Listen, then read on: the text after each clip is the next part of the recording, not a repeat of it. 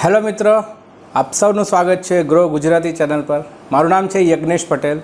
દોસ્તો, આજના વિડીયોમાં હું તમારી જોડે વાત કરવા માંગીશ how to build a trading strategy. આપ સૌ વાકેફ હશો કે અગર સ્ટોક માર્કેટમાં આપને સક્સેસફુલી પ્રોફિટેબલ ટ્રેડર બનવું હોય તો એક સિસ્ટમની જરૂર પડશે, એક સ્ટ્રેટેજી તમારે ડિઝાઇન કરવી કે જે તમને ફિટ થાય અને ઓવરઓલ આવનાર પીરિયડમાં તમને એક પ્રોફિટેબલ ટ્રેડર બનાવે। કારણ કે દરેકનો ઇન્ટેન્શન છે સ્ટોક માર્કેટમાં કે પ્રોફિટ કમાવો, પરંતુ પ્રોફિટ કમાવા માટે તમારે સ્ટ્રેટેજીનો એ પહેલો સ્ટેપ છે જે બહુ ઇમ્પોર્ટન્ટ છે, જેના વિશે આજે આપણે ડિટેલમાં વાત કરીશું। સો વિડીયોને ડિટેલમાં ચાલુ કરીએ પહેલાં આ વિડીયોને લાઇક કરો, શેર કરો અને ચેનલને સબસ્ક્રાઈબ કરો।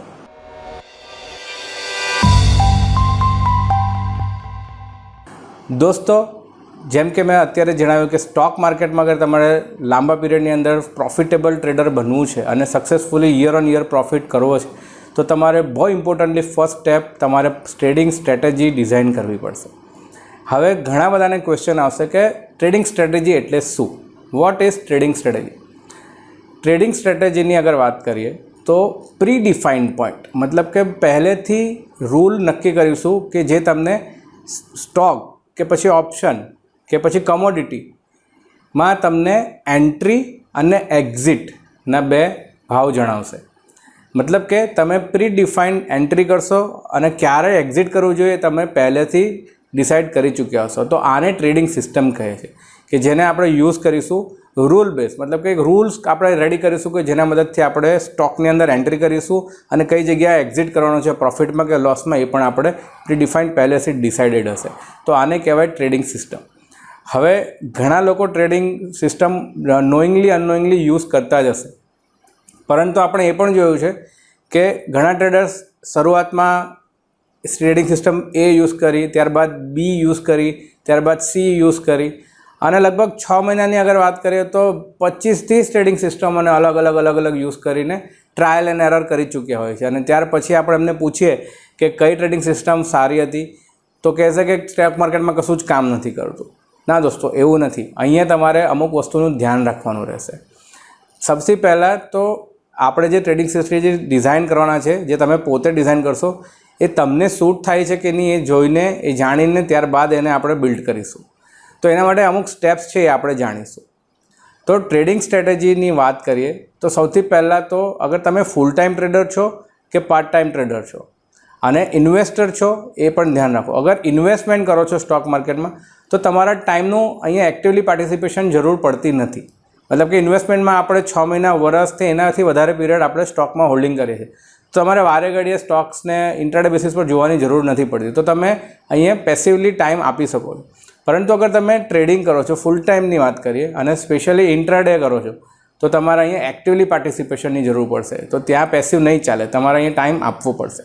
હવે ઓર આગળ વધીએ કે તમે લેટ્સ સે ફૂલ ટાઈમ ટ્રેડિંગ કરો છો અને ઇન્ટ્રાડે બેસિસ પર કરવા માગો છો, તો તમારે એ જોવું પડશે કે તમે તમારા બિઝનેસ કે જોબને સેક્રિફાઈસ તો નથી કરતા ને?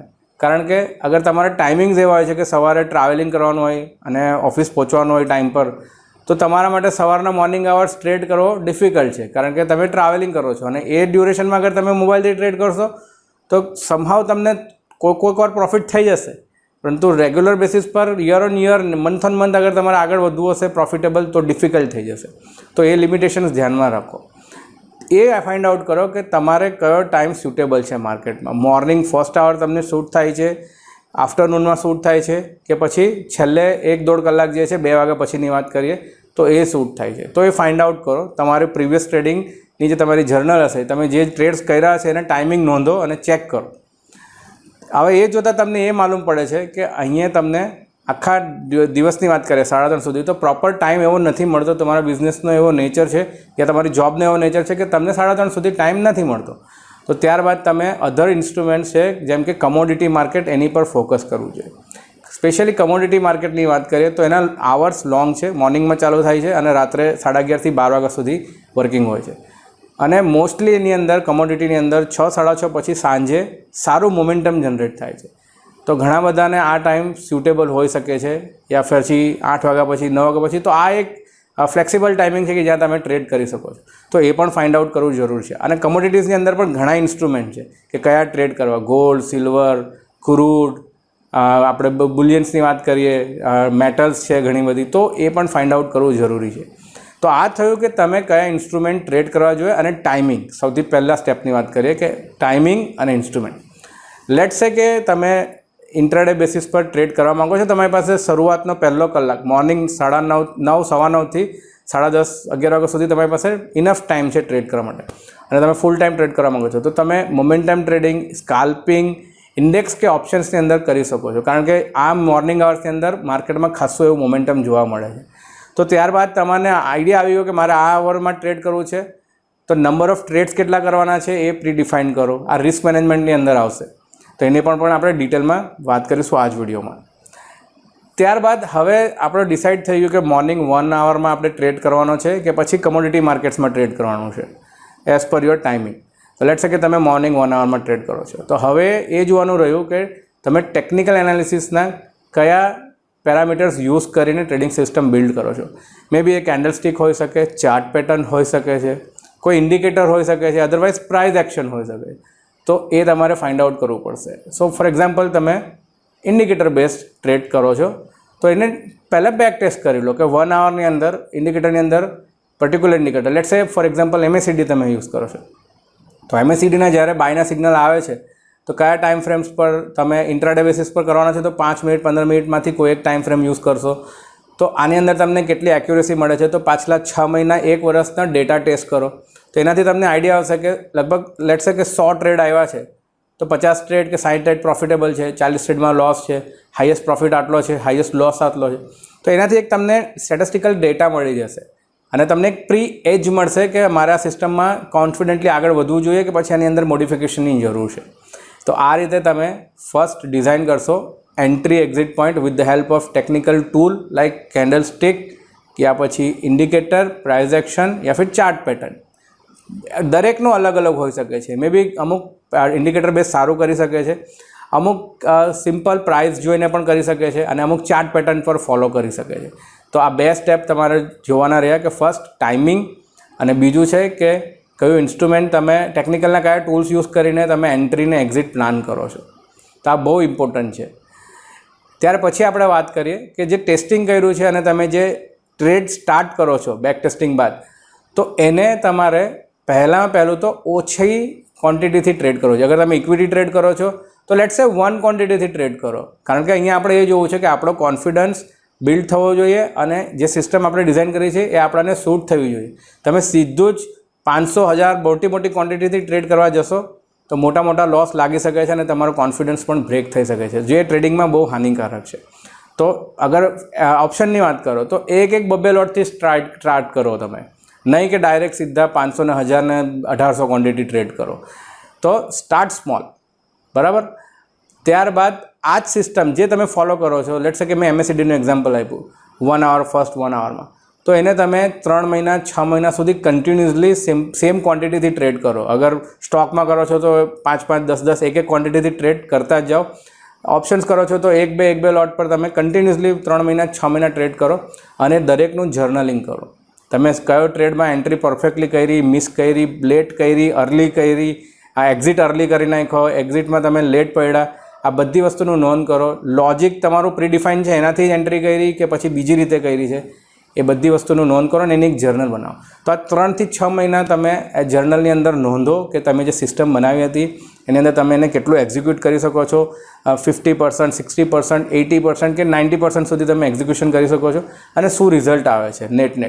નાની ક્વોન્ટિટી હોવાથી ન તો તમારો મોટો પ્રોફિટ થશે, ન તો મોટો લોસ થશે, પણ તમને આ ડ્યુરેશનમાં એક્સપિરિયન્સ ગેઇન થશે, જે બહુ ઇમ્પોર્ટન્ટ છે, જે કોઈપણ ટ્રેનિંગ ઇન્સ્ટિટ્યૂટ તમને નહીં શીખવાડશે, જે તમારી ટ્રેડિંગ જર્નલ અને તમને રિયલ ટાઈમ માર્કેટમાં તમે જે આપો છો એ તમને જે શીખવાડે. તો આ વસ્તુ પર ફોકસ કરો. કન્ટિન્યુટીથી તમારું શું થશે કે માર્કેટની સાયકલ્સ તમને જોવા મળશે, અપ ડાઉનની, સાઇડવેઝની, દરેક રીતની, અને તમને તમારી સિસ્ટમની અંદર ફેથ બેસતો જશે. Once you gain faith you can increase the quantity. ત્યારબાદ 6 મહિના બાદ તમે 2 લોટથી કરતા હતા તો ત્યારબાદ 4 લોટથી કરી શકો છો કે પછી 6 લોટથી કરી શકો છો. ધીરે ધીરે તમે ઇન્ક્રીઝ કરી શકો છો. તો over a period of time, may be 6 month, 1 યરની અંદર તમે એક વ્યવસ્થિત, એક ડિસિપ્લિન ટ્રેડર બની જશો. તો આ રીતે તમે ટાઈમ ફ્રેમ્સ, ટેકનિકલ કયા ટૂલ યુઝ કરવાના છો અને કન્ટિન્યુઅસલી એને સિસ્ટમને ટ્રેડ કરો. બરાબર. ત્યાર પછીની અગર આપણે વાત કરીએ તો એ છે રિસ્ક મેનેજમેન્ટ. બહુ ઇમ્પોર્ટન્ટ ફેક્ટર છે રિસ્ક મેનેજમેન્ટ. કોઈ બી ટ્રેડિંગ સિસ્ટમ રિસ્ક મેનેજમેન્ટ વગર અધૂરી છે.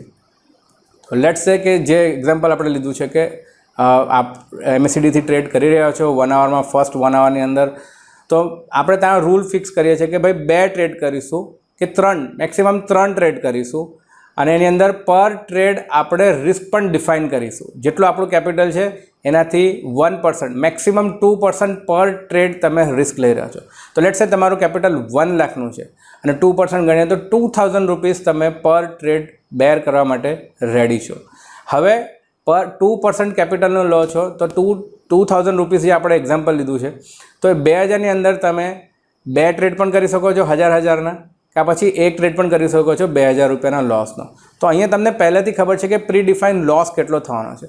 તો લેટ્સ સે કે આ જ લોસ તમારો માર્કેટના 20 ટ્રેડિંગ સેશનમાં રોજ લોસ લાગ્યો કન્ટિન્યુઅસ, અને રોજ તમે 2 લોસ લીધા છે. જે આપણે 2 કે 3 ટ્રેડ કરવાના છે એમાં 2 કે 3 ટ્રેડ આપણે લોસ જ કર્યો છે 20 દિવસ. તો તમારું મેક્સિમમ લોસ કેટલો થશે એ પહેલેથી આપણને ખબર હશે. તો આનાથી શું થશે કે તમે રેન્ડમલી કોઈ પણ વર્ક નહીં કરો. તો રિસ્ક મેનેજમેન્ટ બહુ ઇમ્પોર્ટન્ટ છે. જેમ કે જણાવ્યું એ પ્રમાણે અગર 2% આપ લો છો તો એ 2%ને પણ ફર્ધર ડિવાઈડ કરો કે 2 ટ્રેડ, 3 ટ્રેડ કે 4 ટ્રેડની અંદર અગર તમે વધારે ફ્રિકવન્સીથી ટ્રેડ કરવાના છો તો રિસ્ક ઓર ઓછું કરી નાખી શકાય. તો આ ફ્લેક્સિબિલિટી તમે એડ કરી શકો છો. તો આ રીતે તમે એક ટ્રેડિંગ સ્ટ્રેટેજી બિલ્ડ કરી શકો છો જે તમને આવનાર ટાઈમમાં એક બહુ હેલ્પફુલ થશે પ્રોફિટેબલ ટ્રેડર બનવા માટે. બિલીવ મી, અગર આ રીતે અગર તમે સ્ટેપ ફોલો કરશો તો આવનાર ટાઈમની અંદર મેક શ્યોર પ્રોફિટેબલ ટ્રેડર બની જશો આવનાર 6 મહિનાથી 1 વર્ષની અંદર. પરંતુ ડિસિપ્લિનરી વેની અંદર સિસ્ટમને પહેલાં તો ડિઝાઇન કરવી પડશે, એને ફોલો કરવી પડશે, રિસ્ક મેનેજમેન્ટના રૂલ્સ તમારે ફોલો કરવા પડશે, અને કન્ટિન્યુઅસલી મોનિટર કરવું પડશે જર્નલ જે આપ કરો છો જર્નલિંગની મદદથી. તો આ રીતે આપણે આગળ વધવું જોઈએ.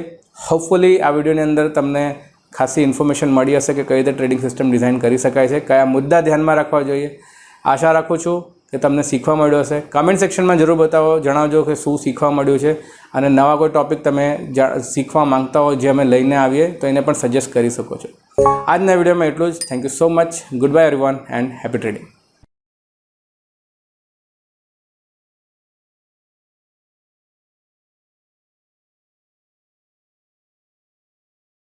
Investment in securities market are subject to market risks. Read all the related documents carefully before investing. Please read the risk disclosure documents carefully before investing in equity shares, derivatives, mutual fund, and or other instruments traded on the stock exchanges.